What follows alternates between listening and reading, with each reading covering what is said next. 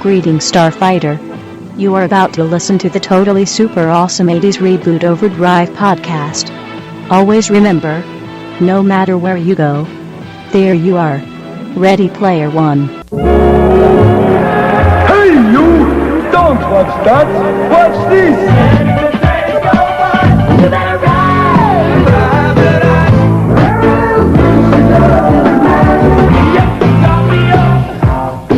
At last, video music in stereo.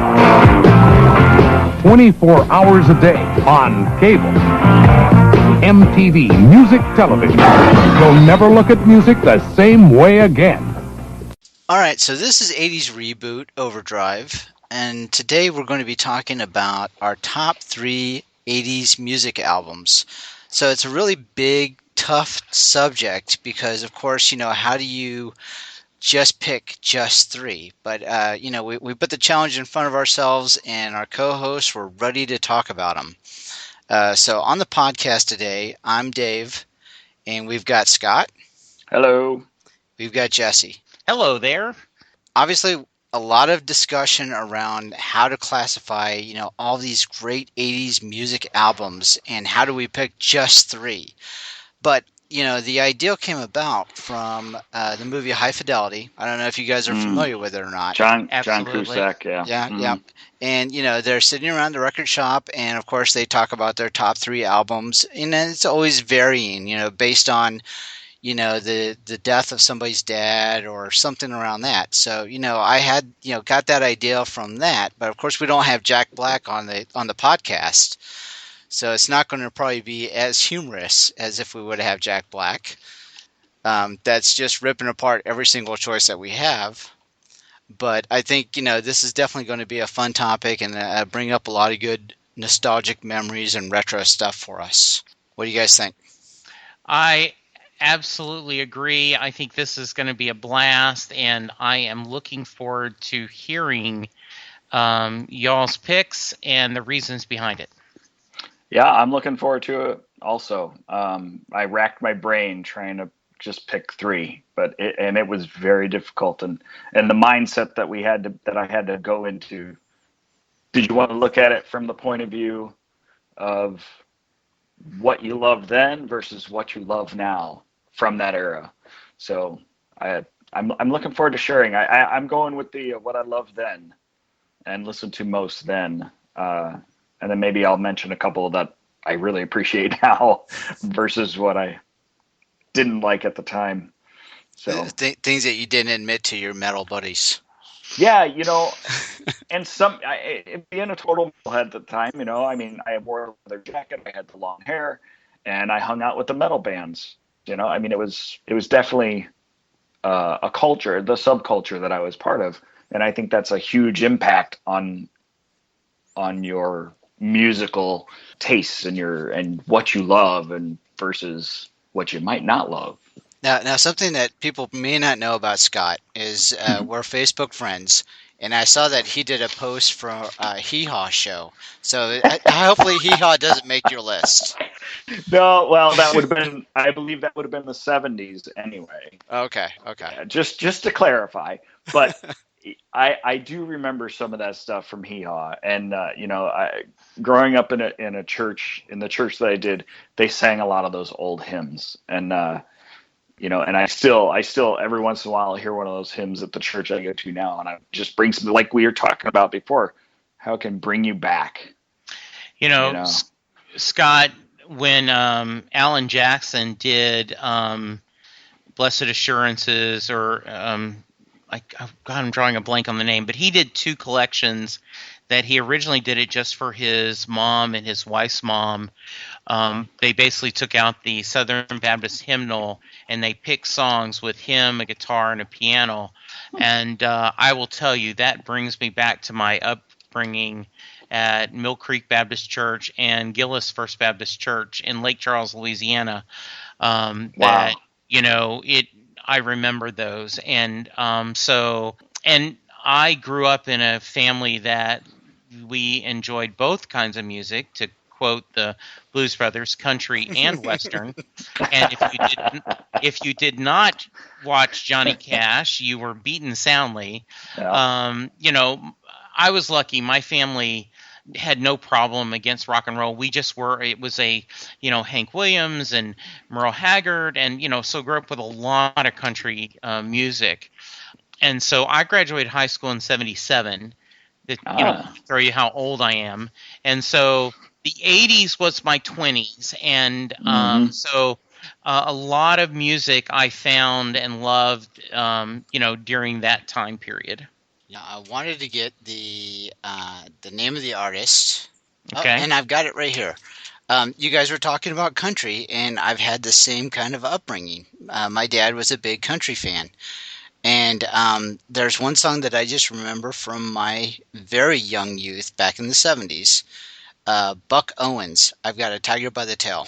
Yeah, and speaking of Key Hall, right? I mean, Roy Clark and Buck Owens, and that Bakersfield sound though was amazing, and Dwight Yoakam, embraced that sound and was very quick to say that Buck Owens was an influence of him. And I to this day, Nitty Gritty Dirt Band, stays in my rotation of CDs I listen to. And I'm not ashamed to admit that I like a little Brad Paisley every once in a while, speaking modern country music. So it sounds like the three of us have a diverse liking, so it should be a pretty unique list. We do want to share, we have not talked about this beforehand. Dave was very general. He did not give us any guidelines except their albums, the 80s, you can only pick 3. But I think we may cheat and talk about a few others that didn't make the list. Oh, I'm sure. Yeah. There's going to be a lot of honorable mentions. Absolutely. Yeah, there's no way I can't throw a few extras in there at the end. Absolutely. There's just no way. All right, so Scott, get us started. All right, well, being the metalhead, the heavy metal guy that I don't know how I got into it. I guess I started, listening to some AC/DC with some friends. But the one album that really pushed me into the metal era that I listened to so many times, I think I went through 2 or 3 cassettes, and that would be Judas Priest, Screaming for Vengeance. That was I believe it was 81 or 82 that came out. But man, it was powerful for me. I love the heavy guitars. I love the guitar solos. I love the drums. I loved everything about it.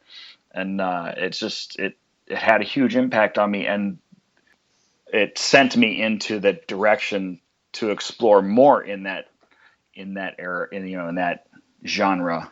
Did somebody give you this album, or is this just one that you kind of picked out for whatever reason? I had the physical vinyl album at the time, and I do not remember how I got it, but I do remember listening to the album quite a few times on a record player. And then once the cassettes, I think once I hit 16, and I had a car with a cassette player. So I got the cassette and, wore it out. But I wish I still had the original album. Because vinyl has been something that has piqued my interest again, mostly for the artwork of the album covers, because I didn't know how to appreciate that back then. That's great. I've never been a metal fan, and I realize that, all of us have blind spots in our pop culture, awareness. And I think metal is one of the things that I have not had a lot. My son went through a stage where he loved Metallica and some other heavy metal bands, and so I would listen to. So great choice. I love that you're being true to your roots and kind of talking about what kind of helped shape you. Absolutely. It definitely was something that was an influence on me as far as my musical tastes. Now I'm totally eclectic now. I can listen to just about anything. but it was a powerful album for me. All right, so now Jesse, what do you got for us? So I did mine in alphabetical order on the last name because much like you, Dave, I didn't know if I wanted to rank 1, 2, and 3. So first alphabetically is Bring the Family from John Hyatt. John Hyatt was a singer-songwriter that a good friend of mine, Rick Lisco, discovered in, Slugline was the CD, and we kind of met in 1980. He was dating a girl named Jennifer, and I was dating Linda, and Jennifer and Linda were best friends, so Rick and I kind of got to be friends, and so we kind of all accepted John Hyatt, and Bring the Family was John's 8th album, and it was the first one to break the Billboard 200. Thank You Girl features Ry Cruder on drums, Nick Lowe on bass. They later would become Little Village. He did a thing called Love, which Bonnie Raitt later took and became a huge hit. And the song that your dad did is one of my favorite songs on this, is Have a Little Faith in Me, which has been used in any TV show you can name. He mentions that if every time it played at a wedding, he would get $1, he would never have to, perform again. Not a well-known guy. He still has never gotten huge, popular acclaim, but he's still out there. He's still performing, and this is an album that I listen to pretty steady. And to kind of give you a feedback, I decided that I couldn't pick an album more than one. Only one artist could be on my list, and it had to be an album that stood the test of time that I still enjoyed. So Bring the Family, John Hyatt. It was released in the 1980, I think it was 89. No, 87. 87. Yes. Yep. I was Googling it while you were talking. Okay. Yep.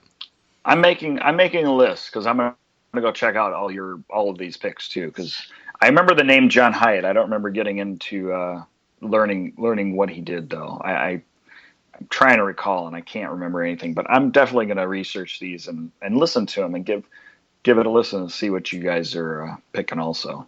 Oh, I think that is a great idea. In fact, that would be an interesting follow-up, podcast to hear. So if you had to pick one of the songs off of that, you think "Have a Little Faith in Me" is that the one that most people are going to be familiar with? Absolutely, it's been played in a montage. Studio 60. I mean, it is just amazing the things your dad did. Is my favorite song on the album. It talks about you love your wife and kids just like your dad did, and you're a chip off the old man's block. It talks about how you have to go. Mandy Moore did a version of "Have a Little Faith in Me," which was a hit. And they've, like I said, I was looking to see if there was a list on Wikipedia of how many movies it's been in, but it is tons. So for some reason, I mean, as you said, I'm not placing the song, but I know that probably if I were to play it, I would start going, oh yeah, I know that song. So shame on me for not knowing the title. So this also has, what's really funny is the first song of the album is Memphis in the Meantime. The premise is he's living in Nashville, and I love country music and I love rock and roll, but I need a little bit of that rhythm and blues, a little bit of that soul. So let's go to Memphis in the meantime. And he sang, I don't think Ronnie Millsap is going to ever record this song. And of course, Ronnie Millsap did record it. And so he now, when he does it live, he'll say, I don't think Billy Ray Cyrus is ever going to record this time. Or he changes to whatever current kind of, that's all hat and no cattle, as they say in Texas, not a true, someone who's just, a kind of mainstream country artist. and so he has a little bit of fun with that. Very cool. The way I was doing my picks is I was looking for a whole album that I would be able to listen to throughout and, very seldomly skip a song. So I was imagining myself if I had my tape deck still and I had my cassettes going, I'm not going to fast forward past, one or two songs. But, in the MP3 generation and even if we whip out the CDs, there are a few songs on a couple of these albums that, I might skip through just because they're least liked on, for the whole album. But my first pick is going to be probably way more mainstream than your guys's, and that's Huey Lewis and the News Sports. Pretty much, the whole album for me is just fantastic. I mean, you've got the mainstream stuff, Heart of Rock and Roll, Heart and Soul, I Want a New Drug. But two of the songs that I like the most out of this album is actually Walking on a Thin Line, which is a tribute song to veterans from Vietnam era, and then Finally Found a Home. So, I mean, out of this album, those are the two songs that really just do it for me, and I could never get tired of listening to them. Some of the least liked songs is Honky Tonk Blues. For some reason, that just doesn't do it for me. And Bad is Bad, if I've got to be in the right frame of mind to like that song. But the rest of it, Sports, 1983, Huey Lewis and the News, All American Rock Band. I love these guys. Not to mention a great album cover. Yeah. Love the cover. I mean, it's got they went with the theme sports obviously on the cover, but I just loved it. But you mentioned Walking on a Thin Line. That is one of my all-time favorites, just of the era itself, of the 80s. I just absolutely love that song. And this album was really good. And I actually did, even as a metalhead, I mean, they were a little rocky, they were a little edgy. If you're looking at them as pop, on the pop charts or whatever, they had a little bit more rock and roll to them than some of the other poppy stuff, your Madonnas or whatever. But I absolutely agree. This is a great album. Yeah, I always equated them as like a hardworking band. Oh yeah, absolutely. And I think that, like many of the bands in the 80s, the whole MTV, having to do videos, that whole culture can affect you, but just a lot of great songs. I know it's a cliche, but that Heart of Rock and Roll is just a great song, and I agree with you. Finally Found a Home. Just some really awesome, music that we're going to talk about this a lot, but it brings back a lot of great memories, and it's some great songs. Yeah, I think maybe. Out of that album, was it Heart Rock and Roll, Heart and Soul, I Want a New Drug, If This Is It? I mean, all of those had kind of mainstream MTV videos. Absolutely. Yeah. Oh yeah, they had a lot of good videos out there. I remember them all. All right, so Scott, what's your next choice? Well, I'm going to go with one that I got a lot of ribbing for this last week. Because I mentioned this to both my wife and a couple of other friends, the topic of tonight. And when I mentioned this album, they were like, "Oh, come on, seriously." And it's only because I think it was one of those albums that you put in, and like you said, Dave, you can listen to each song, and without skipping a song. I can go through the whole album and listen to the whole album. Why I liked it so much, I don't know. Maybe it was George Lynch on the guitar, and that would be Rat Out of the Cellar, their debut album, or not their debut album, actually that EP before that. But I love that album, and I get hard time for that now because they're the cheesy hair metal band from the 80s, one of many. But I absolutely, like I said with the Judas Priest, I put it in my tape deck and I listened to it over and over.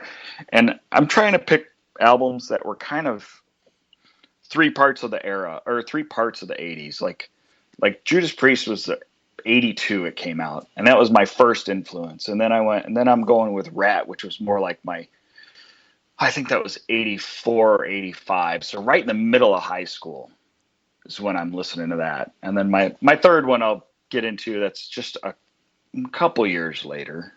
But anyway, the Rat, Out of the Cellar, just awesome guitar licks. Again, with me and the guitar, I should have learned to play guitar. It's something I never picked up, and I look back at that now, and people say, "Oh, you could learn now," and I think, yeah, I probably won't though.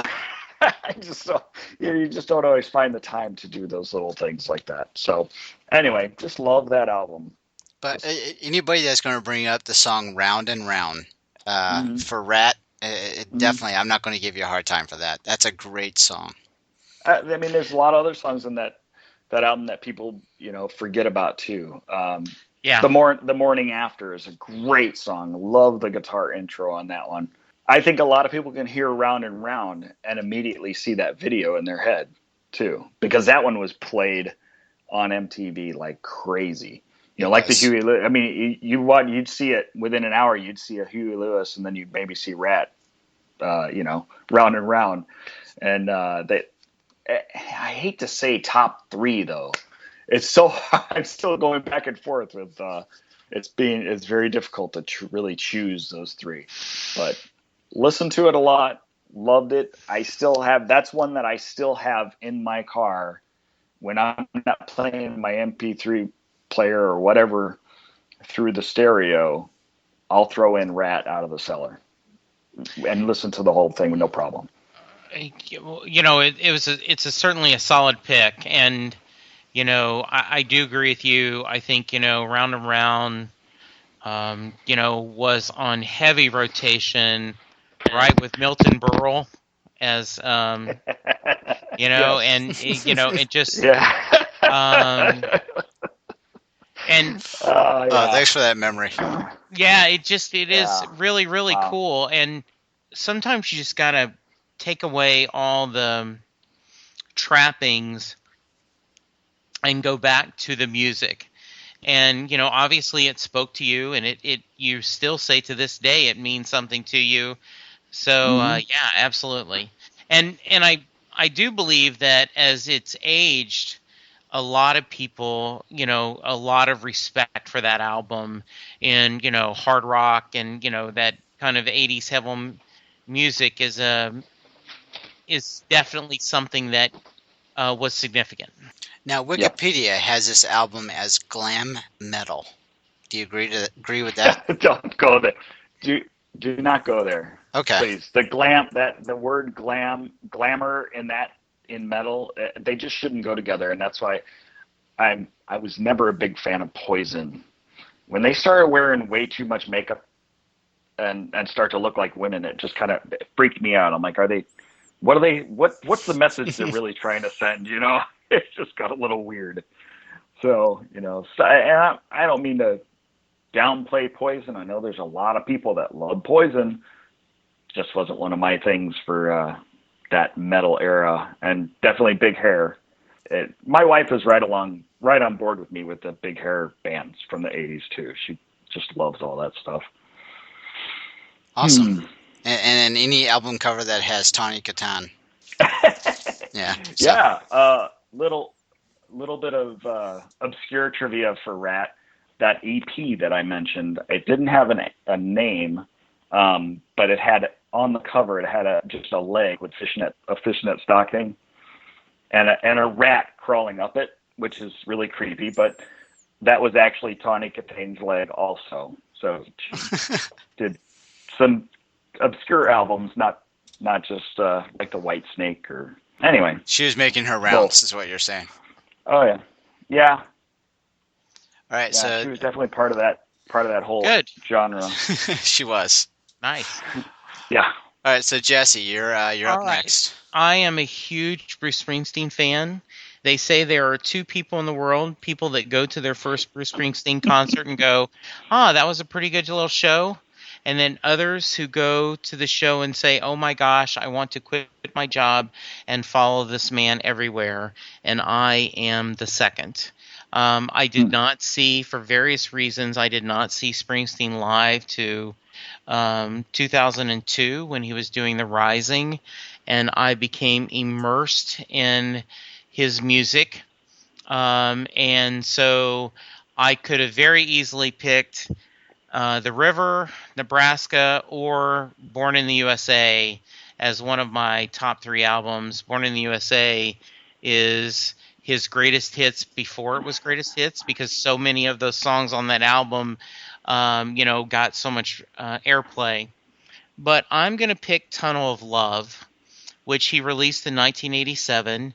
In a lot of ways, it's very dated because of the synthesizers and the way the album comes across. During this time, he had gotten married to Julianne Phillips, and shortly after this album was released, not only did he divorce her, but he cut ties with the E Street Band and went for kind of a sabbatical and recorded by himself till they got the band back together, like in '99. So the album did not have as many hits as Born in the USA, but I think it has some really personal songs. And as one critic says, if you listen to this album, you hear a marriage falling apart. I love One Step Up. I was lucky enough, someone requested that in the Houston show last year. They brought up that it had not been in an E Street Band song since like the late 80s, maybe early 90s. And so he sang it, and Patty sang harmony, and it was absolutely beautiful. Tougher Than the Rest is one of Bruce's best country songs. And in fact, Travis Tritt has done a great version of it, and a lot of other people. But I think one of my favorite songs is All That Heaven Will Allow. It's a song about a guy, he's got a date with an angel, and he's, kind of talking to the bouncer, let me in, I left my wallet in my working pants. But the last chorus, I think, just is so beautiful. And it says, now some may want to die young, man, young and gloriously. Get it straight now, mister. Hey, buddy, that ain't me. 'Cause I got something on my mind that sets me straight and walking proud, and I want all the time, all that heaven will allow. And I just think that's really beautiful, that I want to grow old with someone. I don't want to, I'm okay fading away. I'm okay, I don't have to live young and die and glorious, I want all the time that heaven will allow. So in a lot of ways, Tunnel of Love is, I think, one of Bruce's most personal albums. And if I had to, I may pick that as my favorite Bruce Springsteen album of all times, and that would be really tough. But I certainly would make my case. I just love that album this much. Now this goes off topic from the music stuff, but for those of our listeners that haven't listened, Jesse and I do a podcast together called AutoExec.bat about Halt and Catch Fire. And there's a lot of this same theme that, Jesse, you're talking about regarding, relationships and things like that kind of bleed over into that same podcast. So it's just great that you have that connection with music at the same time. Yes, and in fact, if anyone's interested, I was lucky enough to E Street Radio, which is on Sirius XM, is all Bruce Springsteen all the time, and they have different. You can write in and ask to be the boss, and what that means is you pick 5 Bruce Springsteen songs, and they record you talking about them. And if you're interested, I'm at Jesse Jackson, DFW. You can Twitter me, and I will send you a link, and you can hear me talking about 5 Bruce Springsteen songs, which I don't know if any Tunnel of Love made it, but they are. It's a good thing.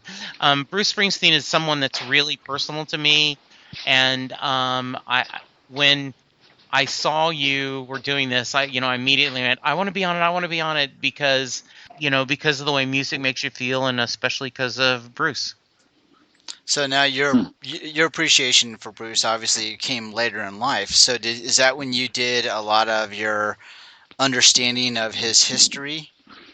Absolutely. In fact, I will talk about my other obsession, not Kiss, though I did. And when I graduated high school in 1977, I was obsessed with Kiss and Kiss Alive Nice. and Kiss Destroyer and Rock and Roll Over. So hey, I got a little bit of there, Scott.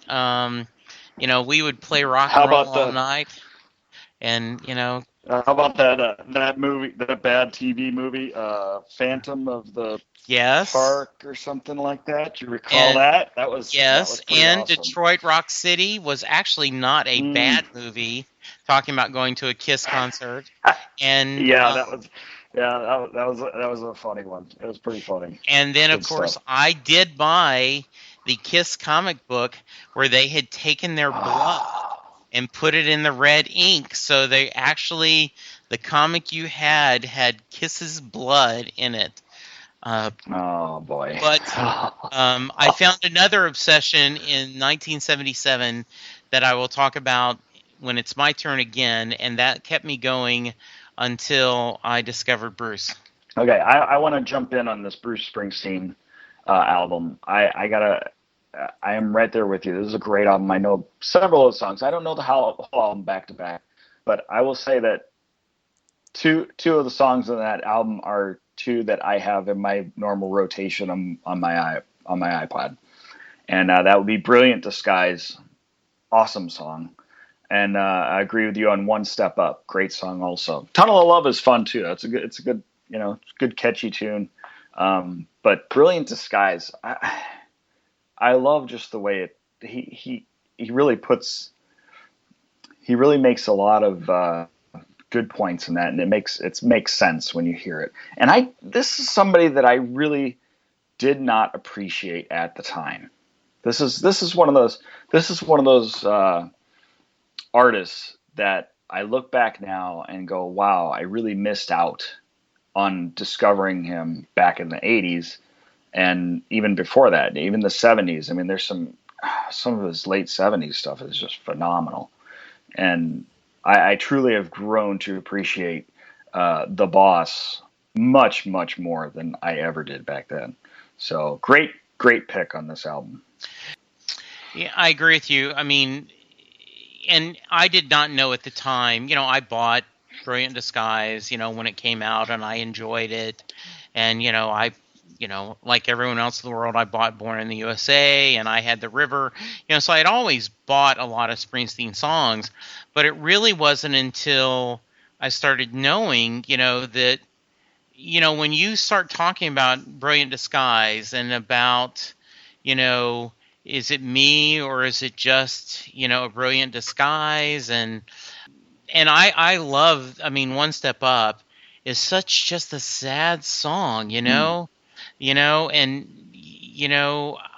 so yes, a lot of emotion, a lot of greatness, and he does a few of the songs. I wish he would do more live, but well, I'm glad you appreciate it. Oh, totally get it now. Didn't get it then, get it now. Hmm. Yep. All right, so we have to keep moving, otherwise we're just going to be the Springsteen podcast. Which I'm thinking about setting one up, but go ahead, Dave. So my next pick was going to be a release from 1988. This was Joan Jett and the Blackhearts. The album's called Up Your Alley. So it's a little bit hard rock away from my first pick, which was Huey Lewis and the News. But just the album itself, the song that got the most play was like "I Hate Myself for Loving You." But I mean, I Mhm. loved Riding with James Dean, Little Liar, Play That Song Again. I mean, all just really great songs. And then Joan Jett, I mean, just a hardcore woman power rocker, just owning it. She was, there in league with just a bunch of, men, and she was holding her own, and if not being a leader, Oh, for hard rock. And I love her for it. Yeah, she just recently got in the Rock and Roll Hall of Fame and is amazing. She opened for the Beach Boys in Beaumont, Texas. And I know that she was just amazing. So a great album, a great, powerful, they took the song and made it for part of Sunday Night Football. Yeah, You know, exactly. Yeah. there. Let's drop the mic, Yeah. right? Yeah. Enough said. Yeah, she's definitely an awesome rocker, chick rocker, if you want to call her, from that era. And there's a song that I discovered that I didn't even realize. I never remember hearing it that often, was Bad Reputation, and which is the intro song to a great show about the 80s, Freaks and Geeks. I don't know if you guys have ever seen it. Absolutely. Yep. I've watched that show over and over, and it's got such a great soundtrack. And I'm sure some of the things that we think of now, some of the songs we think of now, are in that show. But that opening credit scene of that show with Bad Reputation, really, it made me appreciate Joan Jett even a little bit more. And I mean, she's got a very interesting story coming from the Runaways, Right. with Lita Ford and who was the other girl? I can't remember the first lead singer's name. Anyway, but Joan Jett, great pick, awesome pick. I am, especially being a rocker that I am, Yes. loved all of her guitar licks, and she rocks it. And there's only a few women in that industry, like you said, that were able to keep up with the rest of the guys, that were able to put themselves out there and be a leader in that genre for women, and it's awesome. And also, because we have to, she appeared in the movie Light of Day with Michael J. Fox, playing his sister as a rock and roll. And Springsteen wrote the song Light of Day specifically for that movie, which is one of his best rocking songs. So she is absolutely very cool. She still rocks it. And I just think an absolutely wonderful pick. Light of Day movie, 1987. So we haven't done that year yet for our movie year in review. So maybe that one will pop up and be talked about. But Joan Jett, just love her. I just love what she does. She's just hardcore rocking, and I've got to say, she's got that bad girl look. So that kind of does it for me. So don't tell my wife. Mm-hmm. Yeah, it does not hurt that she is sexy as hell. Yep. To this day. Yes. Yep. They say, would you? Put me down as yes, unless my wife is listening, and then no, of course not. Another song that I do remember, Little Liar. That was another good one that you mentioned from that album. That really is a good one. I recall that one too. Yeah, definitely. So anyway, yes, great rocker, awesome album. She had a string of pretty good albums, actually. She was definitely an icon of the 80s for the rock.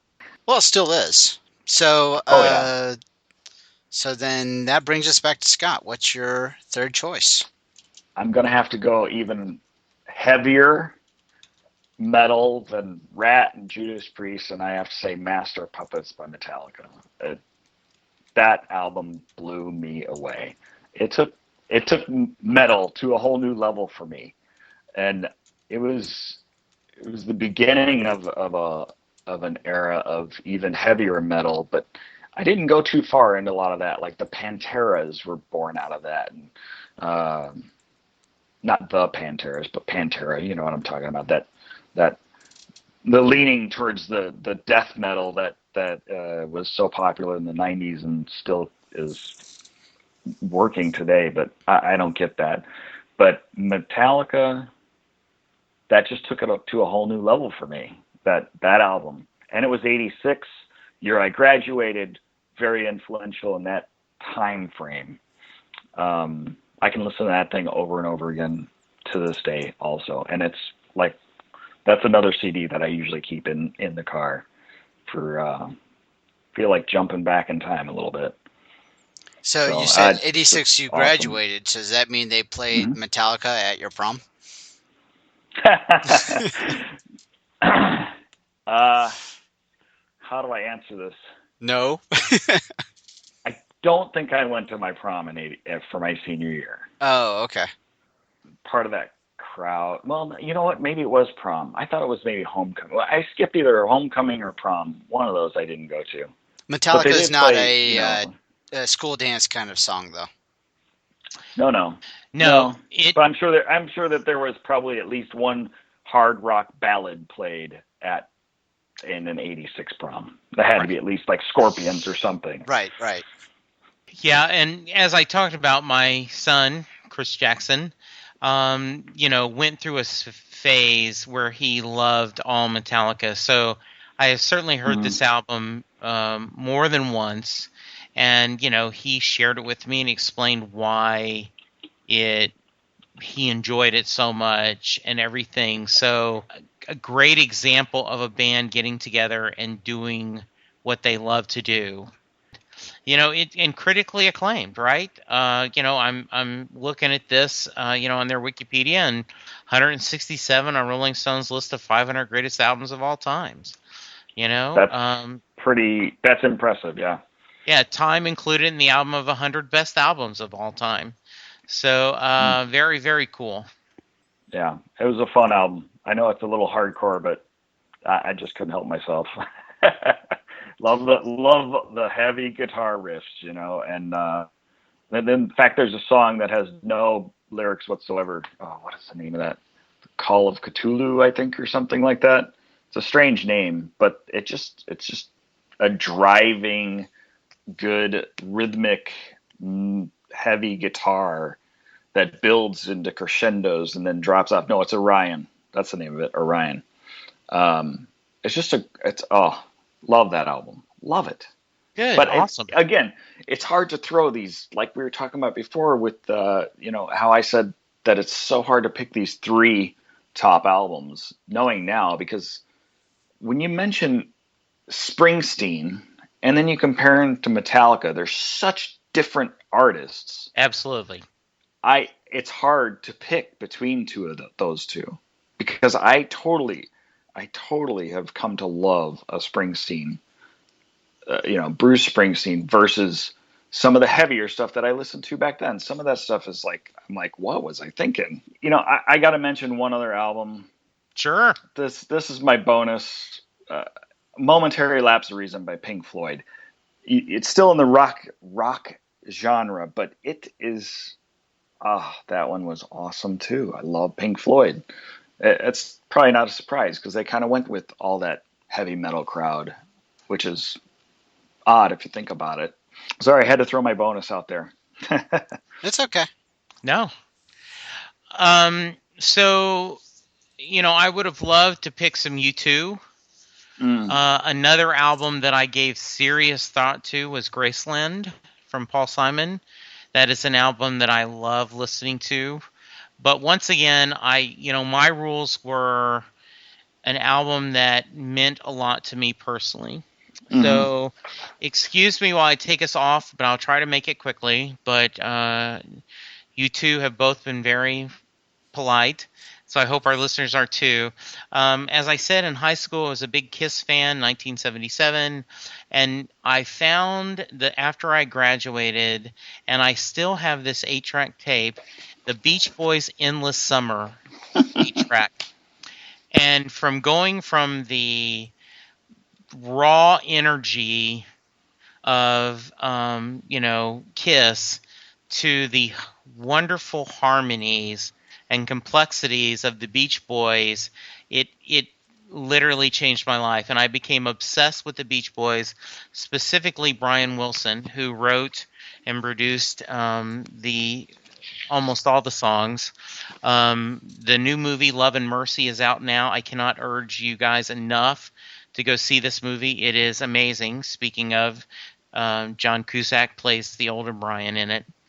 And in 1989, after so much mental illness, Brian Wilson released his first solo album in actually 1988. My son was born in 89. My wife says every time I hear this album, I throw up because she was pregnant the whole time. I did not stop playing it. And it is if I listen to it now, I see the flaws in it. But it had Love and Mercy, which is, I think, one of his greatest songs on it. Jeff Lynne helped produce in it. It was Walking the Line, Melt Away, One for the Boys, which is a minute and a half, almost 2 minutes long. That's just harmony. And it is an album I continue to listen to.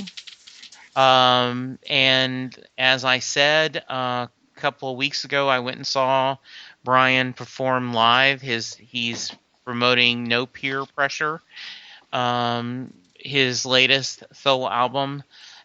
It is a walking miracle that this guy at 73, with all the drugs, all the mental illness, all the physical abuse that he did to his body, that what his father did, they put out, like, the Beach Boys in the 60s put out like 12 or 15 albums within a span of 3 years, because that's what you did.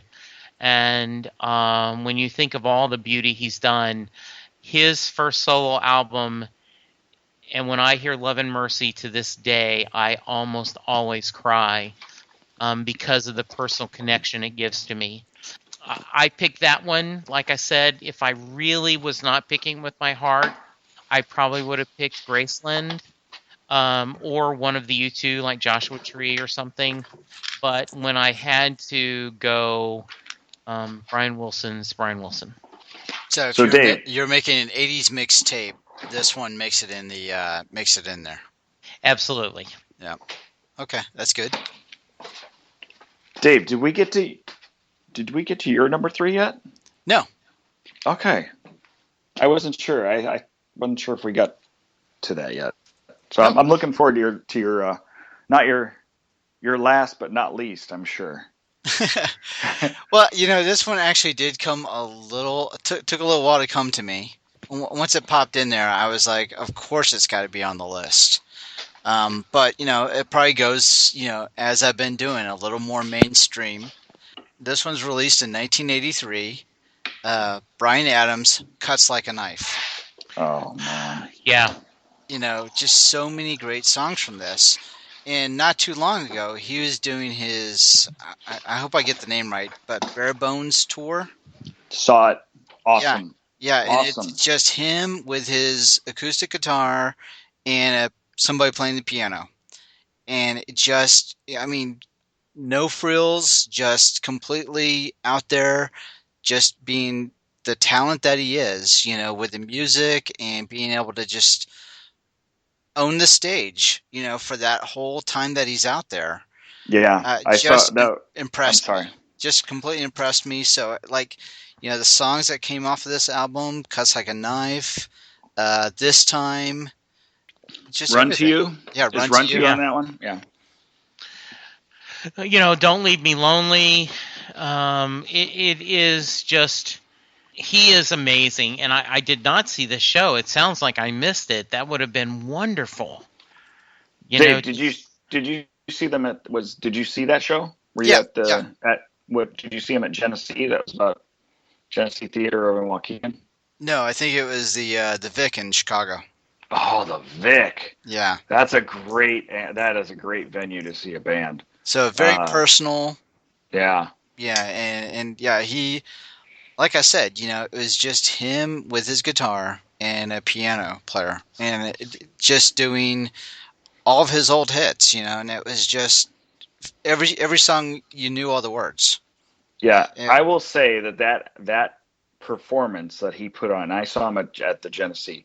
I would have to put that in like my top 5 concerts of all time, and I've seen a lot of shows, and that one, he, like, bringing it down to that level of just him doing what he does best. Right. Just, it blew me away. I was so impressed. I walked away a huge Bryan Adams fan after that. Another one of these artists that I didn't learn to appreciate until later in life. And man, what a great choice for an album. And you can still think back and see those videos in your head. Cuts Like a Knife, the empty swimming pool. I believe that's That's that one, right? Yep, that's the one. Pool. Yep, Yeah. and then she jumps in at the end. Yeah. Yep. So it's good choice, Bryan Adams. Love him. Yeah, in fact, I rewatched the This Time video earlier today just to get in the mood for the podcast. Nice. Yep. Yeah, I haven't seen that video in a long time.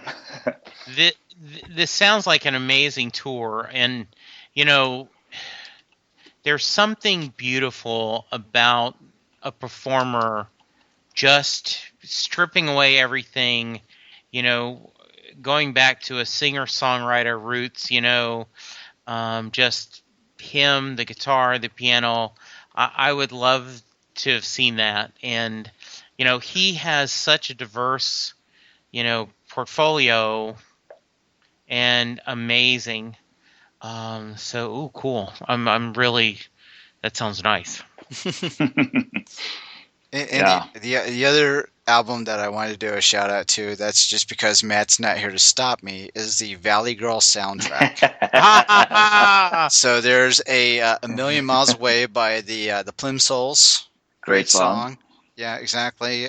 What was another good one that was on? How about Melt With You? Melt With You. Oh, I Melt With You in Modern English, of course. How can you not hear that song and immediately think of the 80s? I think that may be like the one song that says 80s most to me. Now that I think, even 10 years ago, I was thinking, man, I'll Stop the World and Melt With You was just so huge in my high school era, which is like I said before, it's probably the most influential time frame of sculpting your musical tastes. That high school era, and that song was just, it says a lot. Yeah, I think even Electric Avenue by Eddie Grant's on that soundtrack. It is? I forgot about that. That's a great song too. Love it. It is a great song. It's a great soundtrack, and very much. So cool. Yeah, I didn't want to put it in my top 3 just in case Matt was on for me, but I since he's not here to stop me, I'm going to definitely talk about it. So once I get to tie the whole Valley Girl into every single 80s Reboot Overdrive podcast, I think.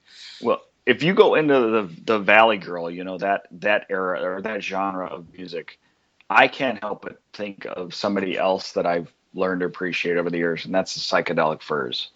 I saw them at Summerfest a few years, maybe about 7-8 years ago, and I forgot how good they were, and I never appreciated them back then. So Psychedelic Furs, I don't know the name of the main album that most of the songs came from, but I'd have to say that's one of my remembrances of that era too. Anyway. And there's so many of those type of music that will trigger one memory towards another to another, so this podcast could actually last for hours, I think. It's a wormhole. Well, it is, because, we, like Kenny Loggins, you talked about soundtracks, and he owned 80s soundtracks. Owned anything, exactly. Yeah. And, Caddyshack, you hear that I'm All Right, and you immediately start smiling and doing so. Yes, absolutely. You're thinking of the Gopher dancing and yes, exactly. But you're right, Kenny Loggins. That was another staple of the 80s. Yeah. Yeah, and we've even talked. We didn't even touch upon REM, Michael Jackson. Some of the Smiths. The Smiths. Wow. But, forgot about that.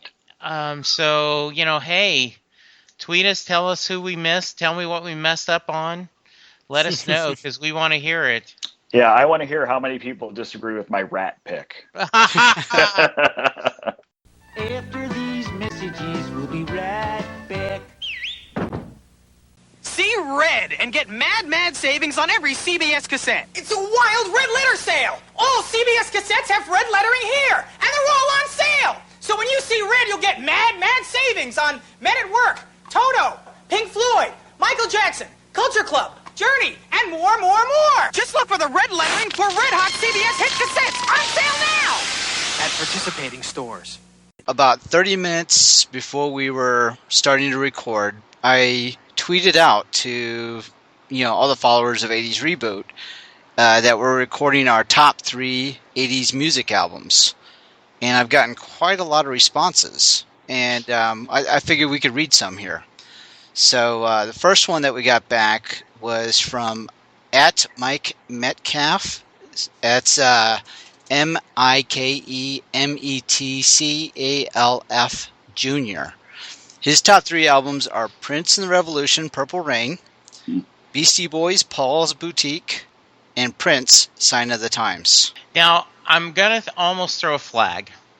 Uh-oh. Because, and of course, this is me, because I try to make this harder than it should be. Like in my mind, you can't pick a different album, 2 albums from the same artist. So you're saying he disqualified with Prince twice. But it's your podcast. I'm just saying that's what I kind of made myself. And because we'll talk about this, I'm a huge Springsteen fan, and he released 4 albums in the 80s, and any 3 of the 4 could have been my top 3. Right. But I decided, no, let's make it a little tougher and say you can only pick 1 to try to pick. So I would be curious to hear from him if he had to pick which of the 2 Prince albums would he have picked. Good point. And I probably would go with Purple Rain on that list. I would have to agree with you on that one. Yeah, I mean, they're both really solid albums, but there is something special about that. Right. Yeah. So let's see. Moving on to our next one, we had Retro Wave Dave. Gotta love that name. He says Scandal featuring Patti Smith, called Warrior. Yes. Tears for Fears, They're Hurting. Yes. And 9 Inch Nails, Pretty Hate Machine. Oh. Ooh, wow. Really late 80s. Yeah, really diverse group. Yeah, right. Tears for Fears and 9 Inch Nails in there. That's definitely a very eclectic listener. You know what though? That's one of my playlists. I mean, I've got everything in there. I've got all that. I'm very eclectic in that way too. Okay. Yeah, really, really solid list. Yeah. I like it. I like 9 Inch Nails. That was a great album. I remember listening to it a lot of times. So, Dave, I have one in front of me. Jason R. Wells, Esquire, @JR Wells82, said Bruce Springsteen, the E Street Band, Born in the USA, is number 1. Huey Lewis and the News, Sports, is number 2. And Journey Frontiers is number 3. I definitely like that list. Born in the USA and Sports. I love those. Yeah, I do too. I obviously, Born in the USA was just it brought Springsteen to a different level, and a lot of times, Bruce fans wonder if that had not hit the way it did, what would his career have been like? He certainly would have been successful, but that did bring him to a different, atmosphere. And I think Huey Lewis and the News were a solid rock and roll band. A lot of music in the 80s gets thrown. It's not quote-unquote cool, but, it was fun, and it was a great, they had some great sounds. And, of course, Journey. So, yeah, good list. Absolutely. Yeah, I love the Journey pick. I remember not being a huge Journey fan back then, but I've become a huge Journey fan now. And that's one of the difficulties that I found in picking my 3 for tonight is, am I going with what I actually liked then, or is it what I really appreciate from then now? You get the difference, right? Right. And it was really hard to decide on that. But I would, all these bands that people are naming, I have a hard time arguing with any of them as far as great albums and great influence and just how popular it all was. I hate that word pop. The pop culture. I think that's fair. Go ahead, Scott. Well, I was just curious, and what did you decide doing? Because I'll let you answer, and then I'll give you what I thought. I went with what I liked then. Okay, interesting. Yeah. And Dave, how about you? I looked at things from, if I were to listen to the album, there's not a song I'm really going to skip through. Okay. You know, so it's like I was looking for an ensemble piece, you know, something that, you know, if I'm putting the record on, you know, if it's an actual LP, which I don't have anymore, but, you know, let's assume that I've still got my cassette player going. I put that cassette deck in. I'm not going to fast forward past the song. That's what I was looking for the fulfillment. Well, 2 of my albums qualify for that. As of today, I mean, I still have those two of the specific CDs in my car at most times, just in case I want to pop it in and listen to the whole thing. Now there's going to be songs on, you know, that I'm going to mention that are least liked. You know, and if I had the option, if it's on a CD or if it's on an MP3 player, chances are I'm going to skip that, you know, that specific song. But, you know, more or less, the whole album is something that I enjoy as a whole. So I went a little different, once again, because I'm the odd guy. I picked 3 CDs, albums that have stood the test of time for me. That I still, and kind of like you're mentioning, Scott, I still listen to them. Mm-hmm. They still have meaning to me and value to me. And that's kind of like, you know, when we start mentioning our albums, I'm going to kind of talk about that and why I picked them. Interesting. So we got another Twitter response from Carl Smith Ryder. He's picking, actually he just did album covers, so I've got to do a little bit of... That'd be Van Halen 1984 right there, I believe. Yeah, Duran, 7 and the Ragged Tiger. Mm-hmm. And then, yeah, as you mentioned, Van Halen 1984, and then of course you got John Cougar Mellencamp. So, nice. Good choices there. I think, you know, Johnny Cougar, as we like to say, you know, he really found his own and had a couple of really good releases, you know, found his voice. So, great choices. Now, am I remembering, right? Is that the one that had pink houses?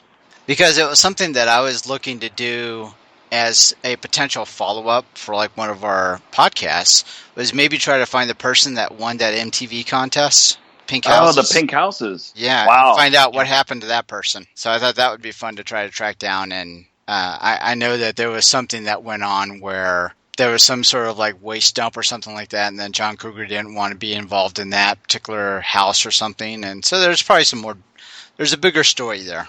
Yeah. At Black_Canary02. She's picking Billy Joel Glass Houses, Prince Purple Rain. So we got that one mentioned again. And she's going Madonna True Blue. Definitely got to have Madonna in there for the 80s. Absolutely. By the way, did have pink houses in it. Oh, nice. I remember yes, right. Yes, very nice. Yes. Yeah, those are great picks. You know, and you're right. I mean, Madonna, Michael Jackson, and I guess I'm biased, but Bruce Springsteen were 3 people that, you know, in a lot of ways ruled the 80s charts. I think in a lot of ways, Michael Jackson the music is hung up, but because of his weirdness, has kind of taken a little shine off the music. I know when he died, you know, there was a lot of talk about if you just go back to those songs, and not so much Thriller, but the one before that, and I'm drawing a blank, you know, was really, really some great music. I know what you mean, though. I've lost appreciation for the artist that was Michael Jackson because of his latter-day improprieties, or, you know... Yeah, I mean, that, and to say nothing of just how strange he was. Right. You know, even if you say, and Off the Wall is the album I couldn't think of, you know, was amazing. And, you know, he had such a musical legacy. Then with his weirdness and then all the allegations and how freaking weird he became. It's hard to, but I think especially Off the Wall, it's just amazing. Don't Stop Till You Get Enough, Rock With You, just really great stuff. And then Thriller just went through a different stratosphere. Yeah, I remember where I was when I first saw that video, when it debuted, the Thriller video. Absolutely. Yeah. I mean, it was groundbreaking for sure. It was totally different than what people were putting on video for MTV. But Off the Wall, looking back, like you say, like I was saying before, looking back, I appreciate a lot of those albums a lot more than I did at the time, because I was a metalhead. You know, I despised pop music at the time. I did not like Duran Duran at all. I could not stand Duran Duran. But listening to it now, the satellite radio, I hear the 80's channel playing Duran Duran. There's a few songs, Hungry Like the Wolf. How can you not listen to the song? Crank it up a little. Yeah. Or, but Michael Jackson, sometimes he catches you at the right time. You're like, yeah, this guy is really awesome. He really, what must have gone wrong in that situation that made him become such a strange character, such a strange guy. Absolutely. And it's a horrible shame that we lost the artist. Yeah. That back before we actually lost him physically. Right. Yeah. You know what I mean? Yes, I do. I totally understand. It's like Elvis. I mean, who knows what they could have become if they had survived. I mean, look at the Stones. I mean, they're still going, and they're in their, what are they, 70 now? I mean, seriously. Yeah, I think so. I mean, I just saw Brian Wilson solo tour. It was here in Dallas. He's 73. His voice certainly is showing his age, and it's kind of, I think it's a little bit like Sinatra, or maybe even Bob Dylan, that the voice has taken on a character, because of the age and the miles. I always, when you're saying, boy, we are getting way off topic, but God, this is what I love about podcasting. You wonder if the Colonel had let Elvis star in the Chris Christopherson role in A Star Is Born. Because, they wanted Elvis to play that part. I had no idea. Yeah, and the Colonel said no because Barbra Streisand got top billing in anything she did. And the Colonel said Elvis will not take second billing. You think, because people that know say that he was actually a pretty decent actor. The only thing they did, they started, making 3 movies a year, and, this guy that had no interest in making anything good and just, churned it out. And I've always thought that if he'd had that opportunity, and if he had done as well as you think he would have that have given him a second career? And would he have found not as much abuse on the prescription drugs and just done would it have saved his life? And it's one of those things you never know. So if he would have went more of the acting route than music. Yeah, in his second career, Right. Yeah, I just think it might have been very, very interesting. So we have another Twitter response. This one's from @the_anti-fascist. The response is, "Let It Be," The Replacements, Nebraska, Bruce Springsteen, and Green, REM. Oh, nice. Oh, wow. The Replacements. I mean, I haven't heard that name in so long, but it's amazing that would be picked as one of the top 3 for the 80s. Yeah, but I can understand, because I had a couple of obscure albums that I look back on when I was when I was trying to think of these things, and I had a couple of obscure bands, obscure albums. Of course, they were metal, but they were. Most people have never heard of this band that I listened to, but I listened to that album over and over again. And I mean, it actually popped into my mind when I was thinking of top 3 albums, but I'm like, it really isn't going to fly because nobody even knows that album. And how can it be a top album if not that many people know about it? Well, it's a top album for you. I mean, this list is very personal. Yeah, well, yeah, that it is, and it was. Yeah. I actually talked to a couple of friends. I talked to my wife about it. I'm like, I just don't know what direction to go here. Yeah. Like I was saying before, what I appreciate now versus what I listened to then. And so back to the Twitter though, REM, that was a pretty potent album. And then, I mean, you got Springsteen in there too. He's somebody that I truly appreciate much more now in my life than I ever did back then. Yeah, and Nebraska is the album that a lot of people who are not Springsteen fans but are serious music lovers, not pop guys, will pick Nebraska.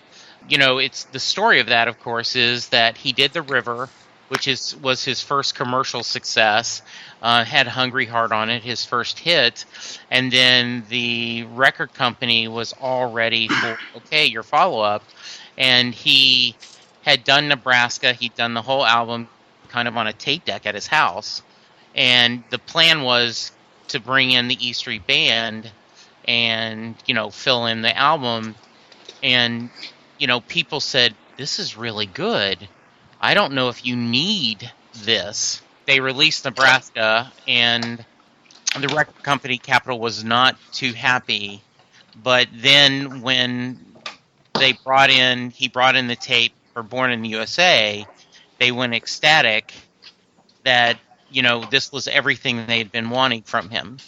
And Nebraska still has songs. I mean, I think when he did Atlantic City, I don't think he had any thought that he would be doing that, in most of his live shows. He does Atlantic City more than he does Born in the USA. Wow. Oh, okay. Yeah. He does. And I was going to ask you, where in your mind Nebraska lays next to Born USA? The Nebraska certainly has some powerful songs. It's a dark album. And it is one of the things Springsteen has said that he has spent his career talking about the American dream and where people are and that gap between, trying to get the American dream and those of you that aren't reaching it. And so, I think Nebraska is a wonderful album. It is not, yay, let's party and play that. It is more of a quiet album, and I have to be in a reflective mood to sit and listen to it. That's an interesting way of putting it. Yeah. So it's just a chill out, maybe have a cocktail, enjoying some subdued lighting. Yeah, kind of thing going on.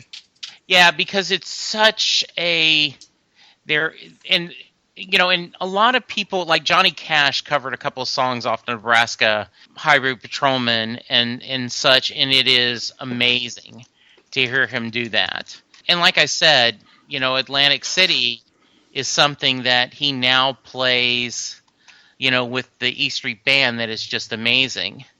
Very similar to, he did The Ghost of Tom Joad later, and that same thing. It is, it talks about criminals and murders, and so it is a very, very bleak in a lot of ways album.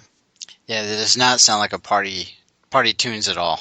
No, I gotta say I loved State Trooper though. That is just a great song. It's a great song. Yeah, and that one's the one that's off of Nebraska also. Yes. You said? Okay. Yeah, it is, and so Steve Earle's covered that. What's funny is, and Kelly Clarkson, when she did her third studio album, My December, she said it's kind of my Nebraska. Yeah, it's Nebraska, Atlantic City, Mansion on the Hill, Johnny 99, Highway Patrolman, State Trooper, and then Used Cars, Open All Night, My Father's House, and Reason to Believe. They are, Nebraska is about, I can never remember but it's a killer, Charles Starkweather and his teenage girlfriend, Krill Ann Bucket. They talk about that. It is a really dark album, but, well done. I've got actually just a Twitter response that I don't think I know any of these albums. Okay. This is from Soul Carnival 56. Okay. So we got Joy Division, Closer. Prefab Yeah. Sprout, Steve McQueen. The Darude Column, The Return of the Darude Column. I will tell you, I know none of those. I remember the what was it, Joy? Joy Division, Closure. I do remember. Closer, not Closure, Closer. Sorry. I do remember the name of the band, but honestly, I couldn't tell you anything that they did. But that was the only one that I recognized out of those. It sounds like a very obscure group of albums for that one. We're going to take Soul Carnival 56's word that those are all 80s albums. Yeah, and what you should do is, do we have an email address? All I got is a Twitter account. Okay, well, I'll give you my personal email address, jesse.jackson2@verizon.net. When you're listening to this, I would love for you to send us, and we'll do a follow-up show on, because I think this would be a great follow-up show for people to either Twitter or send us, tell us what what these are and why, and we could do a whole nother show talking about them, because that's great. Music is so personal to us, and it is such a vital part of our lives, and they truly are, in a lot of ways, songs are time machines. And I'm not just saying that because I do a Doctor Who podcast, but there are songs that you hear that it brings you back to that moment in time. And I know that's a cliche, but it really is true. Don't you guys agree? Absolutely. It definitely does. I mean, you can't help but hear, you can hear the first 3 notes of a song and just for those split second be transported back to a moment. And you come back to reality pretty quickly, but just for a second, you can almost think you're there just for a second, And there are certainly, definitely certain songs that will do that to me. So it'd be hard to say what those songs are now, because it has to hit you at the time of when you're hearing it. You know what I mean? Yeah, but it like Jesse was saying, I mean, it's a time machine because it kind of transports you to remembering certain events or maybe certain feelings from that, that era that you heard it. So I agree completely. Yeah, and Eric Church did a song called Springsteen, and I went, wow, did he cover a Springsteen song? And it truly is not about Bruce Springsteen. It's about this old flame of his that and the hero of the song talks about. They went to that was their first concert and their first date, and every time he hears a Springsteen song, a song sounds like a memory. And it's absolutely a great song. And then, of course, the wonderful story is Bruce Springsteen's manager or road manager was going to go see the show, and Springsteen took his set list of that night and on the back wrote saying, "I love the song. My family loves the song. I hope we get to meet sometimes." And they interviewed Eric Church, and he's like, "Yeah, that's locked up in a vault somewhere." He says, this is pretty cool. So, yeah, absolutely. All right, so let's, Scott, where are you at on Twitter? Oh, Scott's Eye, at Scott's Eye. All right, Jesse? And I am at Jesse Jackson DFW. I just recently changed from JWJ170104 because I wanted to make it a little bit easier for people to find me. So, at Jesse Jackson DFW, would love to hear. You've already plugged us. We do Halt and Catch Fire podcast together, and that's been a lot of fun.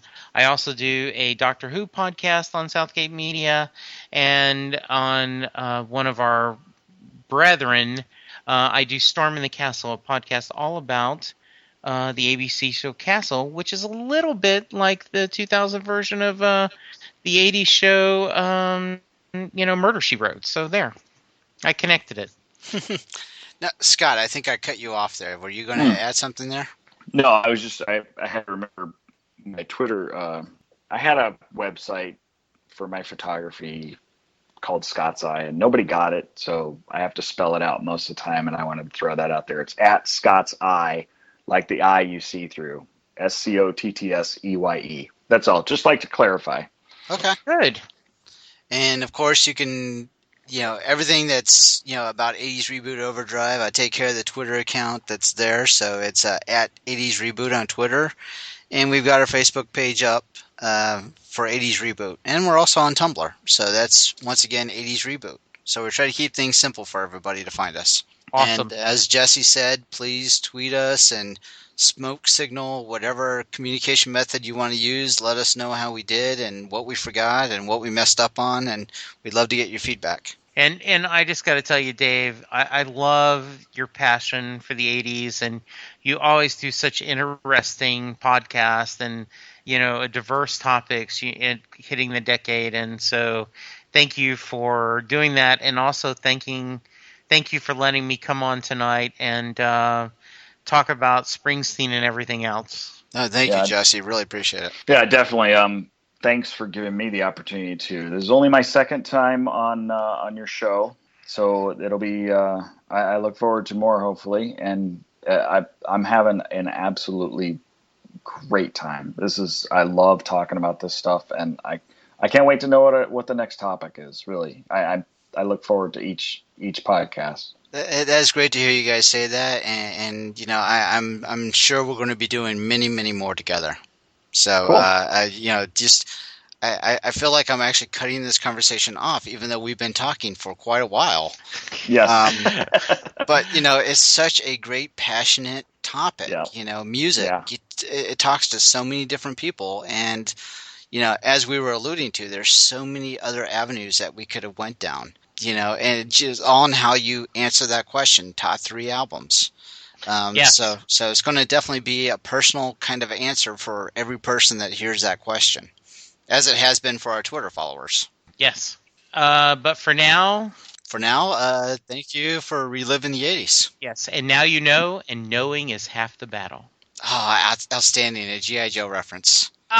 Nice. Thanks, everyone. Thank you. All right. Thank you. And good night. We hope you've enjoyed this show. This podcast is part of the 80s Reboot Overdrive channel on Southgate Media Group. You can follow us on Facebook on the 80s Reboot group page. We're also on Twitter and Tumblr at 80s Reboot. We invite you to check out all the wonderful podcasts and blogs available at southgatemediagroup.com. And thank you for reliving the 80s.